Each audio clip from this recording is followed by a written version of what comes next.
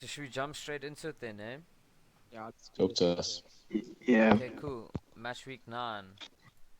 So some interesting results there. Not as many goals as we've been seeing usually in the Premier League, which is a bit disappointing for us because we were enjoying them. Still a few goals in a few games, but not as much as usual. Yeah, some interesting ones. Two red cards. We'll get onto that a bit later. If Jonty's still here with us, he can have a few say on his game there. Yeah, just the highlighted games. I think it's the Tottenham game, the Liverpool game, and the Arsenal game. So yeah, any results here that people that we want to touch on before we move on to the highlighted games? Mm, I think United got extremely lucky. I don't want to delve Yeah, into that one too much, but relying on that I'll game say penalties. this. and that penalty, I don't know how they overturned the West Brom penalty. It was actually ridiculous. Like, Yeah, it's a joke. it was, yeah, I don't know. I don't know if you've seen Troy Deeney speaking on Talksport, but he was saying that big clubs VAR is turning it instead of 50-50 decisions into like 70-30 decisions, which I completely agree. Like that was if that was for United, they would got a penalty 10 times over, and Yeah, unfortunately, 100%. West Brom they over. It's not even like they didn't give it. The ref gave it and then overturned it, which is completely Yeah, ridiculous. yeah. I So think there were a couple of shaky ones this week. There were a couple of ones where this whole new handball thing has been a bit like not the Arsenal one specifically, but the new handball that they released a couple of weeks ago with the different parts of the arm. Like I think, what was whose shout was it that it was? Oh, Gabriel Jesus's one caused a bit of yeah, controversy, and like there was a couple of them. You know what I mean? So it's like a bit, yeah. They've reintroduced another rule, and it could make things a bit interesting again. yeah. As like De Bruyne said, everything's just like so. There's so much going on. Like there's no Yeah, one actually knows the rules. Like you said, it's just yeah. I don't know. It's yeah. crazy. And it's weird because like you'd think any part of the arm is a handball. Personally, like if my hand's out like this and it's an unnatural position and it hits me on the inside of the bicep, it's still a handball. Do you know what I mean? For me, for me, it should still only be deliberate or not. Like every time, your natural position is never next to your body. It's your arms are always out. That's how Yeah, you run. That's how you play soccer. So for me, the handball just needs to go back to the simple deliberate or not deliberate. Like if you move your hand towards the ball, then yeah, then it should be a given. But if you just playing like unaware, like most of the time the players are unaware, everything happens so quickly. Like we see it in slow mo and we think, oh, handball. But if he's like receiving the ball, if it hits his hand, it's like. So I still think it, yeah. it should be deliberate or not deliberate. But then Even obviously yeah. it's Then so there's tough. things that come in like if it's the last player kind of thing and someone shoots and it isn't in a natural position like he's running and it hits his arm like even if it's not deliberate then you know what I mean like it's a goal Yeah. and then it's I think you yeah also need to look at like where the ball is going. Like if Oak's crossing the ball yeah to no one and it hits the hand, I yeah still I think agree like that there's no point. Like I know it's hit his hand, but it wasn't like directly leading to anything. You know what I'm saying? So yeah I think the only way to get it right is to go super technical, and I think but the best way to do it is just to go simple. If you get me, because yeah it's if you go no for too sure technical, it's so hard to man and get right We're gonna be having yeah this debate the whole season, guys, with this handball for the rule rest of forever, for bro. the rest of As long as forever. long as as long as VAR is involved, this conversation's never gonna die. yeah Anyways, so Move first on. of all, before we move on to the games, shall we pull the table up here? Marky and Of Geese course Gang. you can. Of Geese course Gang, you do can. you want to start us off here? Tottenham leading the Oh charge there. no, of course. No, like I said, before the big break, I said consistency is going to be one of those important things, and when you show up on the day against a team like City, who was completely dominating on all other factors in terms of stats, despite the football not being as beautiful as it should be, that's how you win the league for me. I think it's an art though bro like people can say whatever they want about Jose and how he plays football but for me if my team's going I mean playing City and they can lock up a City team I mean given that it's not the Hmm. same City team that it was 2 years ago but if you can sit and then be clinical on the counter and take your chances then it's it's a tactical masterclass. It's nothing about parking the bus. It's football. It's just a different way of playing it. Yeah. Yeah, like Jose was saying, you go up against City. If you play City the way they play you, they're better than Yeah, you. They you're will done. beat you. You're That's done. the thing. Their game is so good. So the best way to play City is to play them at a different game. And we've seen a lot of managers play. That's the way to play against City, and we've seen City get caught out. And I just think on from our behalf, I think we executed the game so well. And Yeah. personally, I know the shots we only had like 4 shots and 2 shots on target, whatever. But I mean, we scored that. Kane had that offside goal. Son could have pulled the trigger. Bergwijn had a chance where he never took got the shot away. And I think if anyone was scoring a goal, another goal in that game was going to be us. I just think Yeah. it was our defense. That was one of our best defensive performances, one of our best all-round Mm. performances. But defensively, we were so good. I mean, City really didn't create anything. And We'll I know we'll get De Bruyne has been off we'll get the whole onto these season, games. but We'll get onto these games later. But we have a question here from KB in the chat. He says, "Do you guys think that Spurs have the stamina to keep this form up?" And it kind of goes on with the question that I was going to ask next: is who do you think's moving into this top six, and who do you think's moving out, possibly throughout the season? I think I'm, I think I I'm think not there's gonna say. something there's I'm not something gonna say. happening there at I'm Spurs. not There's gonna something say too happening there at much. Spurs, and Jose, he's bringing that attitude to these players, and yeah, Son's a very dangerous player, dude. Like, For me, the difference now, we've always known Tottenham we've always had the quality squad. mm, Like when we did it, when we finished second under Pochettino, when he finished third, we had the squad, we had the players. We just lacked the mentality, and I'm happy to FU say it. attitude. We bottled it a lot of times, and a lot of times we got to right to the end, and we couldn't get across the line. And I think now with Jose, we can see every single player just the way they carry themselves, their mentality now is completely different.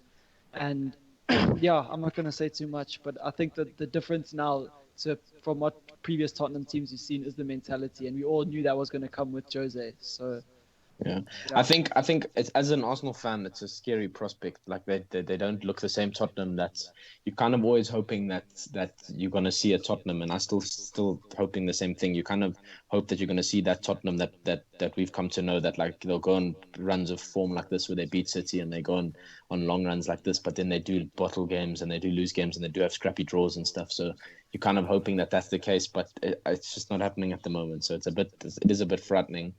I do still think that Liverpool are going to win the league, and yeah, I'll stick by that at the moment. But I think that it's going to be a very interesting top four race more than anything else, Mazza, do you personally. think Tottenham are staying up top there? Do you think they have the stamina to keep it going? You speak about consistency. Do you think you can keep it going?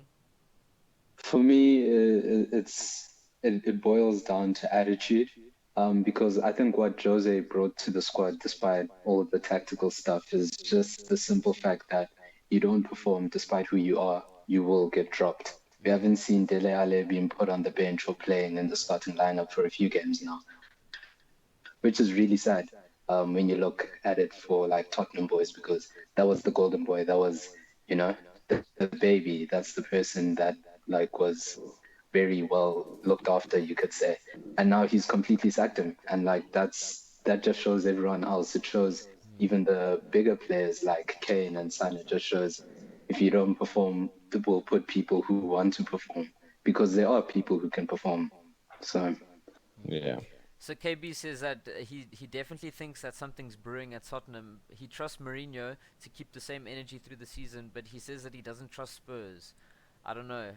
I feel like that's a valid statement. I think Chelsea do have the same sort of qualities as Spurs, where they can bottle things like this in a season. But I don't know. Like, it's interesting to see what will happen. Spurs are on a good track though. yeah, definitely. it will be interesting to see. Like obviously historically, like as KB says, it's Spurs, but I don't know. There is definitely something going on there. So obviously, I hope we can keep it going for the season. But yeah, if Kane keeps playing like this, I don't think many people are going to stop him. He's Yeah, crazy he's to a watch. joke. So He's a now Like joke. the he's second part everywhere of the the whole question time. is who do we think would move into this top six, and who do we think's moving out later on in the season? I mean, we have the likes of Southampton and Everton and Leicester still up in there in the top six. Chelsea, Liverpool, and Tottenham obviously top three. Who's moving out? Who's moving in? I think City find their way back in. Yeah, I do as well. I'm saying that just because it's City, but watching them play, I honestly don't know if they are. But it's because it's City. It's But a I long think they're season, too they good. They're too definitely good will. to. They're Yeah, too good that's to lose to small teams and like. I really think Messi's coming in January, so that's going to change a whole lot of That's a Yeah. big perspective. statement, eh? Messi's coming in Um, January.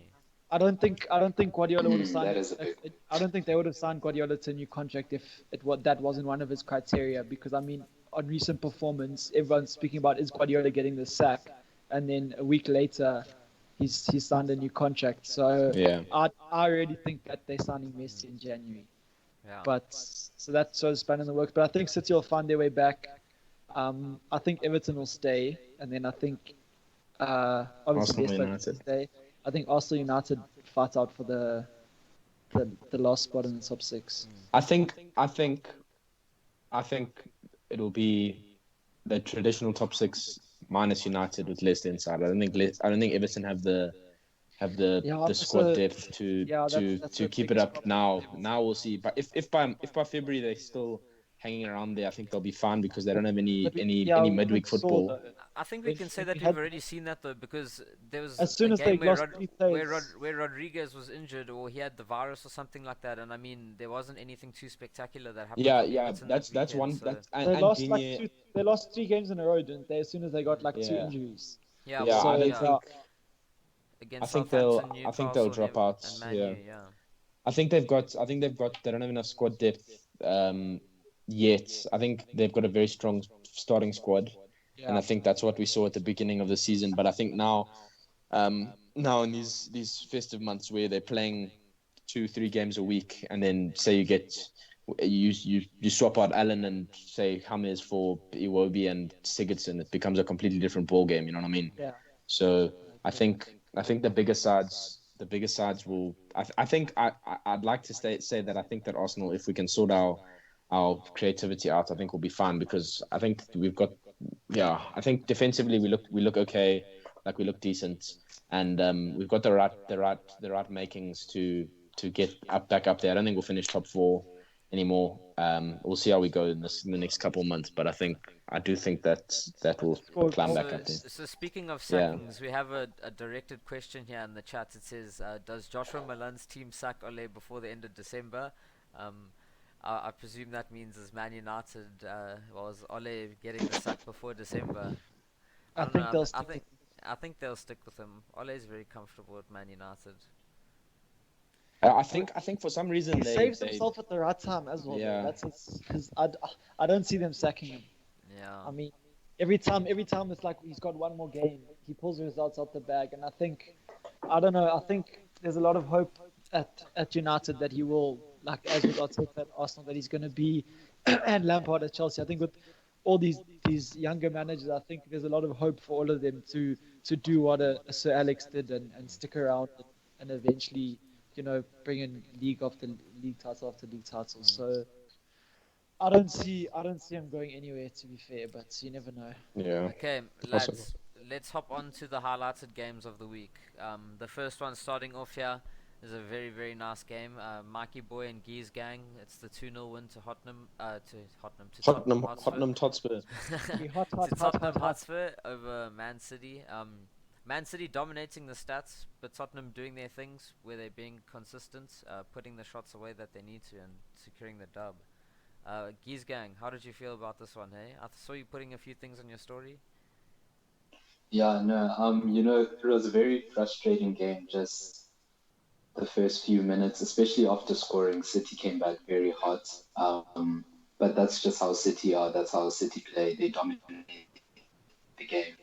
But once we really started once we started attacking off the counter, and we were showing a lot of resilience as well, and like people wanted to play. It wasn't a roll over and let City have their way with us.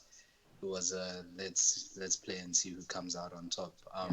Which was like great. You want to see your team go toe to toe with the big teams and come out with that sort of result, despite the stats being against us.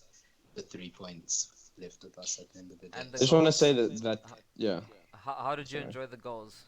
Just before Jonty gets to this point, do you think they were classical Tottenham goals? We saw a Son goal there, beating the one-on-one with the keeper. I mean, that's a speciality from him. Is Mazza still here? Yeah, I don't know. I'll take over then.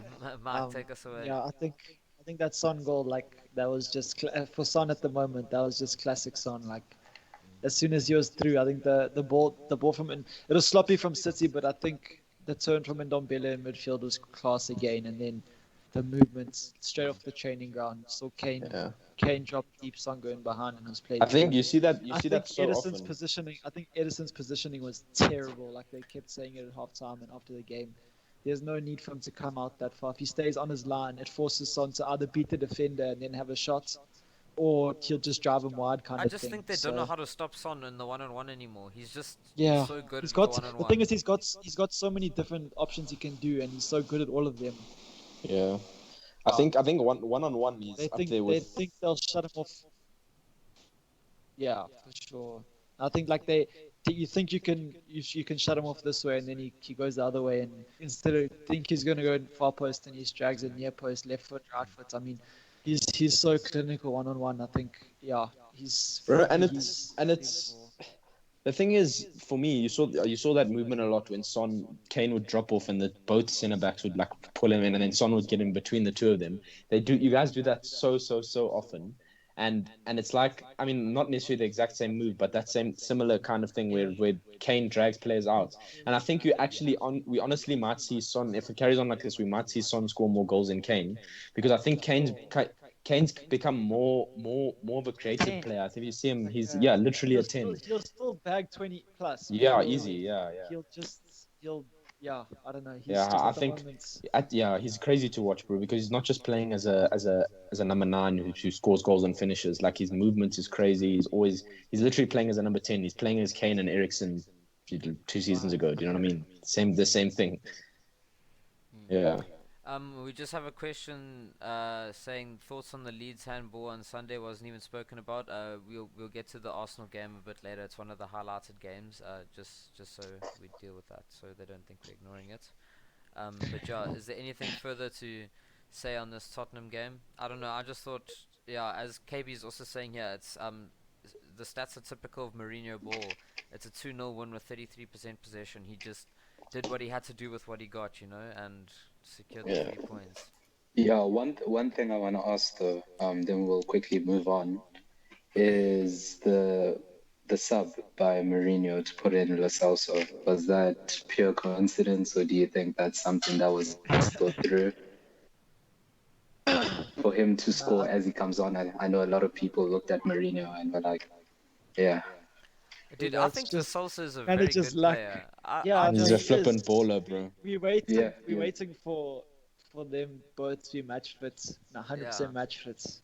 Because when it's Yeah. Højbjerg, Lasosa, and Ndombele, my word, that is I'm so excited for that. Yeah. But I think even with the way Sissoko is playing, I mean, he doesn't. There's no reason for him to be dropped. So I think in games where we need the extra man defensively, and I think Sissoko's when we're playing Aurier especially, because I mean Aurier's been unbelievable since we've got Doherty. I mean, I think he's played against Chelsea in the cup. He played against United in the league and played against City, and he's literally pulled like 10 out of 10 performances. But I think Sissoko aids him a lot in when Aurier flies forward. Sissoko is always sitting there. So I think when we need to have the extra men defensively, we'll definitely play Sissoko. But I think in some games when he does want to be more expansive, I think we will see that midfield three eventually. But I think having Ndombele play 65 minutes every game and then bringing Lo Celso, who's quick on the ball, he's not slow, and he gets it moving, and it's really good to have off the bench as well. If you can alternate Sissoko, I mean Lo Celso and Ndombele, I think I don't know. Our squad depth for me is just crazy at the moment without injuries, which is really nice. So. Yeah, no, 100%. Before we move on to this Liverpool game, I just want the predictions for the London derby next week. I'm gonna say Spurs, but I don't know. You guys, Stamford Bridge, you guys love taunting us there, so I don't know. I need an exact guess here, Mark. We I'm can't I'm leave it I'm on hoping edge. for a 12-12 with 12 injuries for each side. That's my Uh, hope. I'm gonna say 2-0 Spurs again. Mm. I think if Chelsea can unlock or disrupt the Spurs defense, I think Dyer's been unreal for Spurs. Toby's out, which is a big. Everyone's been good, but I mean, I think Dyer's also been incredible and doesn't get enough chat. I mean, maybe amongst the Spurs fans who know what they're talking about, Oh, but in Spurs fans general, hate him. Spurs fans absolutely have a dig at him, and I'm like, oh, you don't watch football just because he had one yo, bad season. You can't keep saying yeah, that he's bad. He's been yeah. Mazza, unbelievable for us. I think Chelsea could win it 2-1 2-1. if they can sort out Spurs I'm gonna defense. But agree with Jonty here and go with a 2-1 win for Chelsea here as well. I definitely think that you guys are gonna score a goal. I think that you guys will probably score first as well, and I think we might pull two back. Mazza, what's your score prediction for the derby next weekend? I'm going a solid 3-1 to Tottenham. 3-1 to Tottenham. sheesh. Yeah, Okay, some very like big I'm score sorry, predictions there. the team. The thing is, the team can score now. The only reason why I put one there is because Chelsea's like really like they're a scoring team as well. But Tottenham is very much capable of putting it behind the net this season. That's the kind of confidence I have in the team. Yeah, So if Toby was playing, I'd say 2-0 straight up with confidence. But because he's injured, you're obviously gonna have to have a new partner. I think Roden will play, which would be good for the lights. But yeah, Okay. Oh, yeah, it will damn. be I'm yeah. gonna pull us onto the Liverpool versus Leicester game here, guys. Jay, Just can we do the Arsenal game first by any chance? Because I need to. sure thing, sure thing. Let's move on to the Arsenal game first. So we'll do the Not the that I want to speak much yo, about I was about to say this guy's brave, bro. He wants Like, to why come is he and going to he's joining us we'll in this conversation. we'll push forward onto the absolute thriller of the 0-0 draw between Leeds and Dude, Arsenal. this was probably one of the best no draws I've watched it. in my Dude, it life. was so good to watch. I mean, This honestly. it could have been like 5-0. I mean 5-1. it Saka really should have could have. scored that. I It think really I could saw have. a Yeah. stat saying that Leeds hit the post 3 times. So yeah, Yeah. there's it actually was quite a thrilling 0-0 draw. Not the usual I one, still especially still with the think red the card. Saka chance was the biggest chance of the game, though. Yeah, Far, definitely by far. bottled that. And I But think and all I could think about was when he went through like that. I mean, give him he's been our best player by far, by miles, Yeah, he tanked the the whole game. season. But all I can think about is if Son gets that chance, he puts it away 9 times out of 10. So it's just like Hey, Son, fuck. but Son, You Son Excuse bottled the one against language. West Brom, bro. if Son there was bottled one something against West Brom. if there's something that we Mm. saw from this game is that Leeds is definitely a promoted team coming into the Premier League, because I definitely think that if it was a team that was up to the Premier League like standard of consistently staying in the league, they would have definitely put a goal away there, and you know they would have taken the points there, with especially with the red card against Arsenal, with the Yeah. chances that they had. I think that's where we can see the difference between like a top team placing top in the log compared to like a team that might finish a bit lower. I think that's where we see that. Yeah, I agree. Definitely. Yeah. I think, yeah. To be honest with you, we haven't scored a goal in like an outfield goal in 5 games. 7 We hours. scored or one something. goal. Well, yeah, we scored one outfield goal one goal in 5 games, and it was a Aubameyang's penalty against United. So as much as we can say we're looking better under Arteta, which I do think we are as a team and as a unit, we literally, it's like we've got like a mental block against scoring. It's so bad. And I was watching the Liverpool Leicester game, and my girlfriend Megan literally pointed out, she watches every Arsenal game with me, but she literally pointed out, like, Leicester and Liverpool, even though Leicester lost 3-0, when they get going forward, the amount of bodies they have forward is a joke. Even if they have 4 or 5 players going forward, like, it's always there.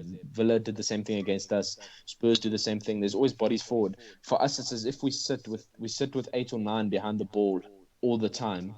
Even our wingers are so deep that we have no output whatsoever. And if they just double mark, they can simply put 2 guys on Aubameyang, and if he doesn't get any chances, then I mean, he got maybe one half chance against Leeds, and no matter who we play up front, people are saying Lacazette must play up front, Aubameyang must play up front. That's not the issue. It's we literally just can't create chances at all. We have literally no creativity, and it's the most frustrating thing you can ever ever Are we watched. crying? Are we crying out for Özil here? Or are we crying out for Jack Wheelchair But to return? it is a bit What's frustrating because I won't lie. Like if I remember correctly in the beginning episodes of Confidential, I remember Bro, saying that Arsenal are first, my Arteta bro. were We're scared looking of them. Arteta's side was looking very hot and very dangerous. I mean, coming out of those trophy wins, I mean, like we were scared of you, Yeah. and I don't know what's happened. I honestly do think we can. I mean, we can't not score goals forever. I mean, I hope, like, goodness gracious, if the whole season's like this, I might jump off my flat roof. Like, seriously, I'll be in trouble. But like, I mean, it's all good and well bringing in Gabriel, who looks like an absolute baller, and and Thomas Partey, who when he's playing looks like really really good. But if we have literally nothing going forward, and it's not even like Joe Willock can do it. We know he can do it, but he's not even getting anything from there. We play from our back four, back five, whatever we're playing, and the two midfielders in front of them. We get no go forward ball whatsoever So at all. Like it's speaking on a starting lineup, we have a question saying, does Pepe see the starting XR anytime soon? Do you Nope. think Pepe has a space there? I don't think It's he quite has a it's space quite an there. issue at Arsenal at the moment, eh, John? It's the whole disciplinary cuck. I mean, It's weird, bro, because since Oz Arteta's seem come to in, it's be 5 red cards. Then yeah. Guendouzi did the whole strangled thing. We saw the Nketiah Ceballos bust up on the thing. Obviously, this Luis Ceballos thing on the Yeah. training ground and the headbutt. It's like I I don't know. think It's almost, it it's seems not- like it's a closer group, but then there's still like all these Yeah. issues. I don't know what's and it's weird because Oh, I don't mind seeing guys like have little tussles in training and stuff, because I mean it means it's competitive and that Ozil like, and if they can make up with it afterwards. But even this whole Shaka Tierney thing that's happened now with after the game when Shaka had his arm around Alioski and Tierney went to them and he was like, dude, what are you doing? Like he went in on him, and like I think it's just I think it's frustration. A lot of it is frustration because we it's so frustrating. If your team's not scoring goals, if you're losing 4-2 or 4-3 or 3-2, you're at least scoring goals. You know what I mean? Then you can. But if you're drawing games easier 0-0 to or fix. losing It's 3-0, easier to fix a defense than an attack. It's and easier I've to been like saying that to because be tighter and like concede Yeah. less than to try and find something to score more. If you get me. So yeah, but it's almost like it's. Sorry. Sorry, KB saying here. I think was it Arteta that said Özil was left out for footballing reasons. yeah, it was. Yeah. So KB is saying that the Arteta mustn't insult his intelligence and the gunner fans' intelligence by saying that it's footballing reasons that Özil's left out of the squad. I definitely think it's on a personal level now. He's For been very sure. vocal on social media, Yeah. and I mean, like, you can say that it doesn't have an impact, but it really does. Like, I mean, I don't we even spoke think it's about a it, personal that thing. picture Like of him in the Real Madrid jersey, like, you just don't post pictures Yeah. of yourself in like different Yeah. kits and stuff. I don't even think it's a personal thing between Arteta and Ozil. I think it's just an attitude thing, or like and it's weird Yeah. because a lot of the players are coming out and saying like he has no problem with training and like he trains perfectly fine with the team, and it's really weird because he trains with the first team, like the full first team. It's so weird. Yeah. Like Yeah. he doesn't. It's not even like he's training with the under 23s or something. He's literally training with the first team, and then he I just don't know, gets it's left out weird. of this. Yeah, I We think need some to be central honest, intelligence. Someone our needs to biggest- infiltrate and get the answers. literally, our biggest issue for the last 5, 6, 7, 8 years has been our defense. We've always never ever had an issue with scoring goals. That's never ever been Arsenal. We've always been able to score goals, and I think Arteta realized that, and he came in and he was like, "Okay, let me sort this defense out," and he worked at the defense like ridiculously, and it's kind of like we've worked. It's like our captain's practice runs are doing defensive shape, and that's like what we've done for the last 40 years. So it's just it is very frustrating. Hopefully we get back onto it soon. I don't know. I think we just need one game to where we score 3 or 4. You need to break the streak, dude. Somebody Yeah, needs to score a how- goal, dude. Somebody needs to Yeah. score a goal. Once the streak is broken, the mentality changes. Somebody needs Yeah, I to also score. think so. Alright then. Do you think, just a question, an issue with Aubameyang, obviously we know he's going to find his feet, is the fact that he just got signed on a huge money contract. I do Do you think think so. that plays a role? Because we saw it with Ozil. I mean, Ozil was balling. You guys gave him a new contract of 350k, and he just like Goes to his had head. it up, down. He went down, up, and then he just disappeared after that. Yeah, I Do do you think think I that's- do think so. But I also think that before his contract, he was like an interim captain, if that makes sense. He was captain, but he wasn't like it wasn't like okay, this is our. It was like okay, Aubameyang's captain Captain's today. keeper. Aubameyang's captain today. Yeah, exactly, kind of thing. And now been made permanent captain, and I think it's also played a role slightly. I think I don't know, bro. I It's think hard to yeah. explain. It's also like plays with Pogba. We saw Pogba when he became captain. Almost he tried to take on too much responsibility, and that's when Yeah. he looked really bad. And But it's then not they even like gave it. the Yeah. captaincy to Maguire, and Pogba started playing again. Obviously The now fridge. there's Yeah. more issues going on, but yeah, I don't know. It doesn't even look like It's tricky. it doesn't. He doesn't even. Man He's United. not a. He's not a captain in my eyes, to be honest with you. Aubameyang, and I think I agree with that. Not even that he puts too much pressure on himself because he's not trying to take on too much because he does. He's not the most vocal captain out there. He's kind of someone who leads by example, or like I when think he I scores tend to goals and agree he's like with you there. happy. And I think I honestly do, and people have been saying it on social media. I genuinely think that someone like Tierney is a better option as a captain, So just do you because give the armband to Tierney permanently? I would, or not permanently. I'd give him a go because What about he's Shaka? He was a even quality him. captain though. He's He was such a good and captain for he's you. more vocal. Any Yeah, any he's much more vocal. any Gunner fans in the chat? Who does the captain I just ban go to from if the whole Aubameyang Tierney doesn't thing, take I don't it? know, but like I've seen O's been slating him. Like obviously yours was saying future captain and stuff, but he can't you can't react after the game after Pepe's gone and headbutted someone and got a red card and then try have a go at Alioski for like going down and stuff. You But O's headbutted, you shouldn't be backing up what Pepe has done. he wasn't having a go at Alioski as like he wasn't going at Alioski because he went down for the thing. He was kind of going at the fact he initially went up to it and said like told Shaka because Shaka had his arm around him and he was chatting and laughing with him and stuff. So Tierney went to him and was like, "Bud, what are you doing?" And then Alioski chirped and then he chirped back and then it was just yeah. It was kind of like Okay. more towards Shaka, and Shaka literally posted 20 minutes ago So saying, speaking on Shaka, "Yeah, Josh Milan says, would you start Shaka at 10 considering he's your most creative player going forward?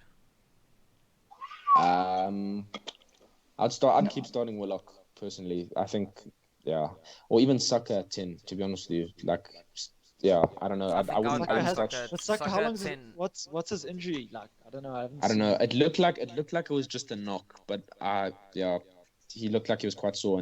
But I think Arteta it was more precautionary because we've got lots of But games coming so, I up. mean, So he's Sorry, definitely been your most creative player. he meant Saka. He meant Saka, not Shaka at 10. yeah, Saka. I would play Saka at 10. I would play Saka or Yeah. Willock at 10. Saka has to start every game. I don't care if he's playing 90 minutes for England, 3 games in a row, whatever he's Yeah. done.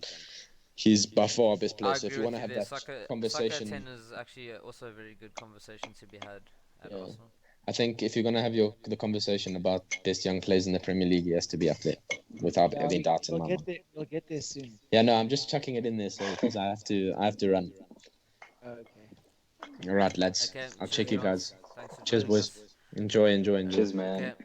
Well, guys, on that note, then, shall we move on to the To- Liverpool-Leicester game? Yeah.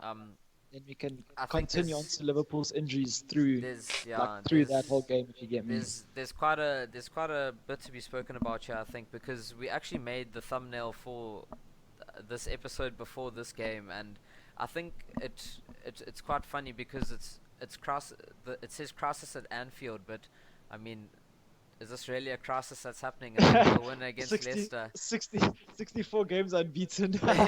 Not much of a crisis going on there. Yeah, so but- I think like when I was watching this game, I won't lie. I was just thinking this is the reason why they're the champions, and I mean this is why they Sure. lifted the trophy. Like this is they showed us like Liverpool the against all champions, odds, like everyone thought, oh, Leicester gonna Exactly. come and walk all over them, kind of I mean, thing. And yeah. I mean, Leicester weren't great, but you can't say Leicester were bad. I mean, Liverpool just outplayed them completely Yeah. from start to finish. I think it was as soon as that first goal went in. I mean, the own goal. I think from there, Liverpool didn't even look back because I mean, at the beginning it was like topsy turvy. I mean, Liverpool was still the better side, but you could see Leicester maybe sneaking something out of it. And as soon as that own goal went in, I mean, Liverpool were just completely dominant. It was crazy. I mean, finally Firmino got back on the score sheets. I'm sure Liverpool fans must be going off their brains with that one. Mazza, I want to ask you, would you be worried as a Liverpool fan going forward with this injury list that we have on screen here? I mean, I'm not sure how true it is. It's from the 13th of November, when we got it from, but it's saying Salah, Mane, Thiago, Van Dijk, Gomez, Trent, Fabinho, some very important names there. Would you be worried as a Liverpool fan going forward? Um, in my honest opinion, no, I really wouldn't. No, I wouldn't necessarily panic over it because the depth in that Liverpool squad also like just caters for all of this. Without all these people here, what happens is that Liverpool becomes basically a basic Premier League team. It's not like they completely fall out of place and they'll start losing every game. No, that's not what happens. They just become more or less.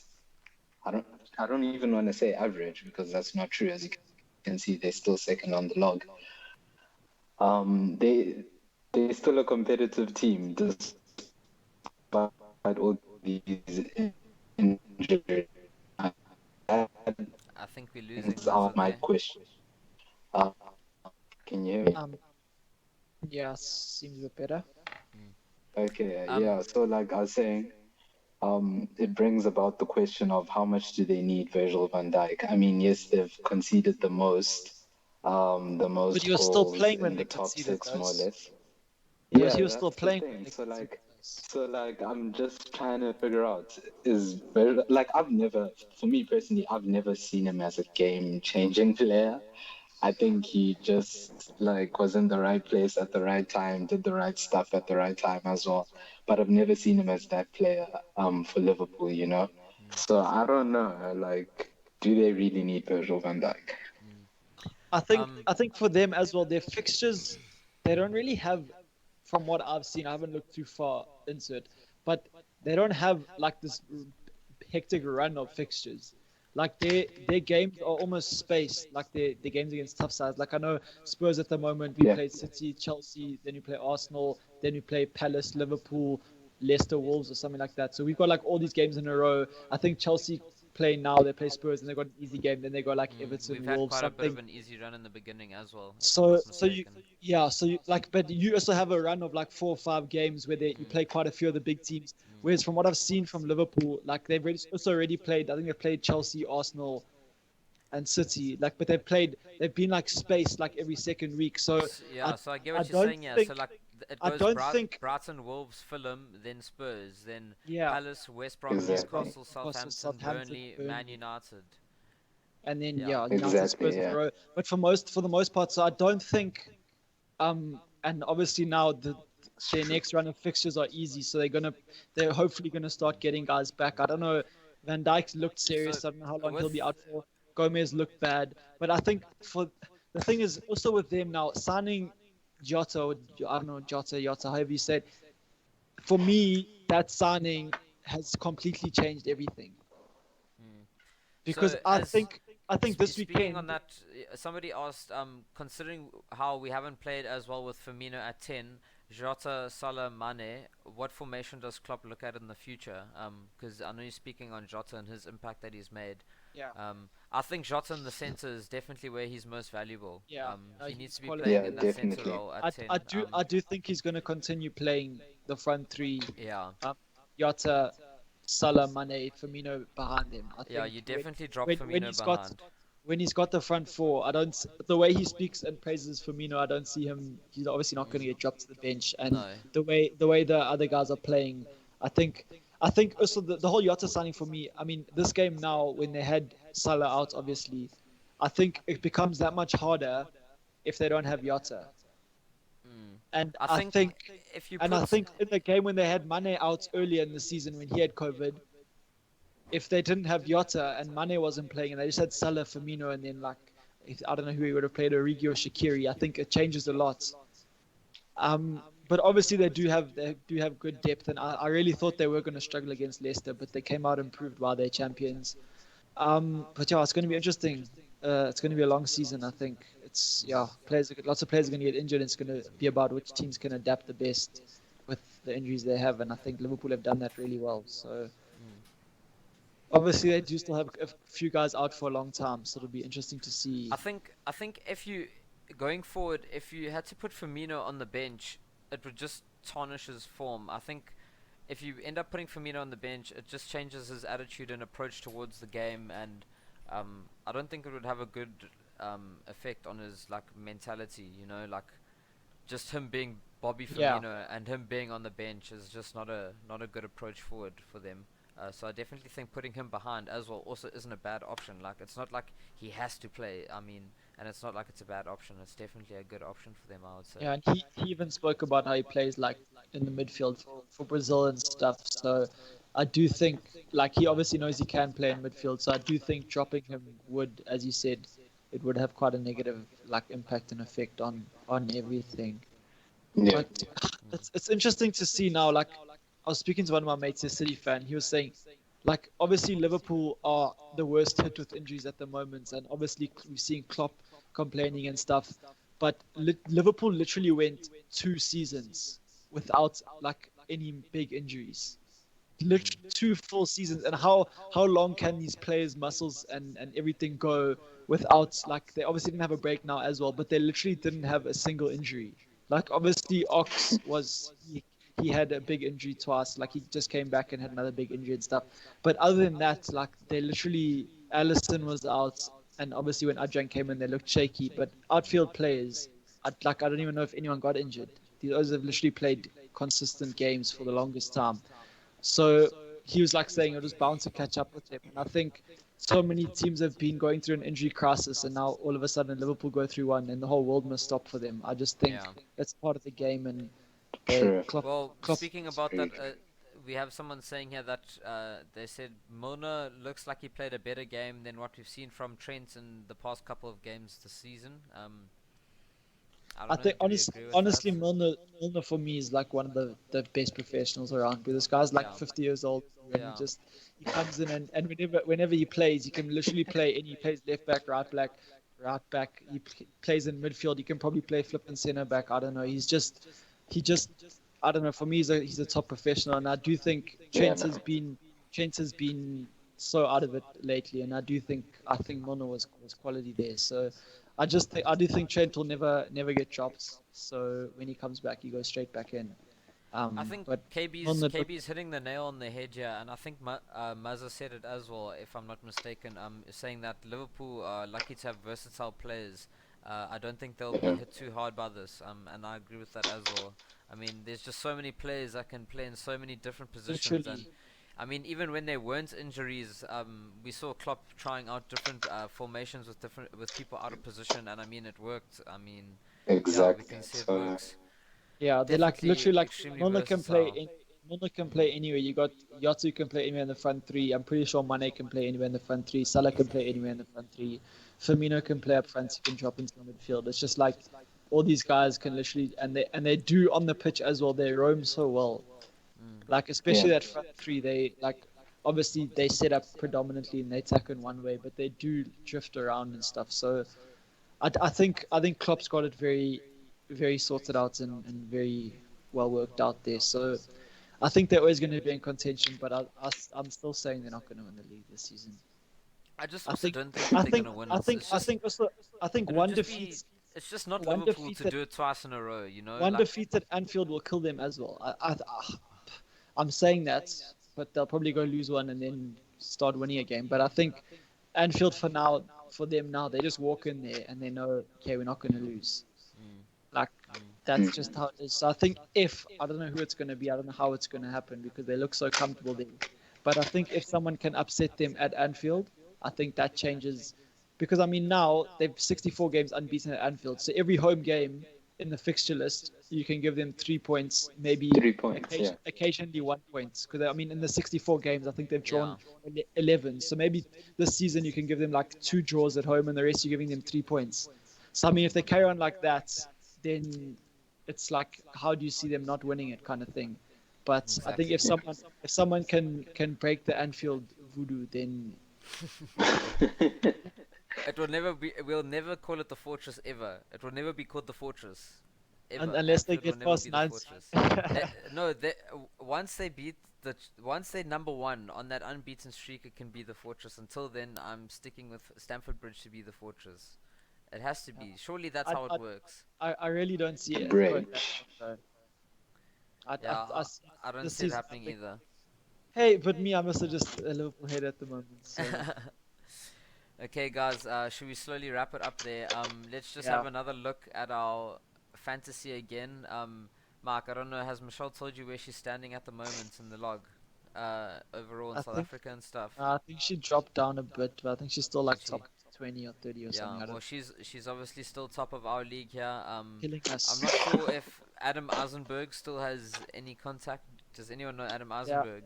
he's at Tux with me. Maybe Buddy. get in touch with him and see where he's Yeah, placing I'll in ask South him Africa, afterwards. because he's 30 Yeah. points behind, and then we can also speak to Nick Baracus and see where he is, because Yeah, he's Kif, UK, I think. Kif's pulling up there. Look at him. Yeah, yeah, One yeah. of our own, our absent own. Haven't seen him in like 5 One of years. our absent own, leading the charge in the fantasy. So yeah, this is the winning squad that's taking it. Has she made any changes? Do you know? She changed. She went Salah for Ziyech this week just because Salah was injured. But she's kept it pretty similar. Like she makes the odd one, but I'm sure she'll Yeah, look I at see bringing Ziyech Salah. is there. Salah. I'm pretty sure She, Ziyech she, wasn't always there. yeah, she do that for Salah because Salah's Like, injured. why Some Zuma, dude? Who put Zuma in their team? And then my guy goes and gets 6 points, dude. Like, because he's come been on. scoring, dude. Come on. The highest scoring defender. More Literally. than Ice Cold Martial. So yeah, Yeah. we're definitely still working on those prizes. We definitely will get them. Yeah. I think we're well past 100 now. So yeah, we'll Mm. definitely get some prizes there, definitely for top 3, and see what we can do further from there. But yeah, there's the code to join it. Is there any questions, anything that we haven't covered, anything else that maybe everyone wants to speak about in the chat for 5 more minutes? A question here saying any good excuse me, any good differentials for next week? Maybe can you elaborate on that? What do you mean, any differentials? Fantasy differential, I'm guessing. I can't give away all my secrets here. Maybe who we trading in and out. Let's see here. Let's pull up the fixtures for next week and see. I could give away my secret for this week, even though I only got 38 points. What was your secret for this week? I put in Theo Walcott into midfield because he's playing at striker at the moment at Southampton. So. Yeah. And he got on the score sheet, so I have to People toot my own horn on that one. people are just people just like think too much, dude, and that's how I don't understand, and that's why Michelle annoys me even more, is because I don't think she's thinking that much about her changes. She's just going Son, bro. Sonny Dude, K. yeah, flipping captaincy and vice captaincy between them, dude, and like just hoping for the pick of the draw, dude. Yeah. sure. This week. I don't think there's any other questions or anything else from anyone else. So yeah, that's it for this week. Cheers, Yeah. everyone. Get off to go watch Chelsea, Jace. Yeah, Chelsea dub. Bye, guys. That's it.